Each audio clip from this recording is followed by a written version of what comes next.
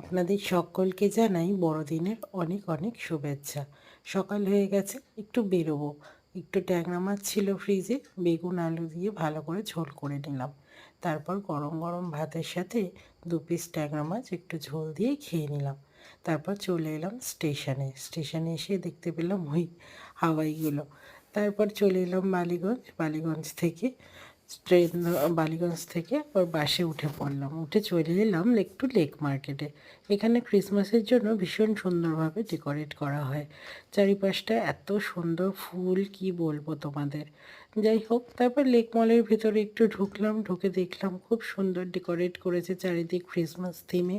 এখানে একটা এত বড় স্টার করা হয়েছে যেখানে সবাই সেলফি তুলছে। তারপর চলে এলাম আমার নিজের কাছে, আমার জুয়েলারির জিনিসপত্র তুলতে। আসবার সময় দেখতে পেলাম এরকম একটা টয়েসের দোকান, খুব ভালো লাগলো। কেমন আছো তোমরা?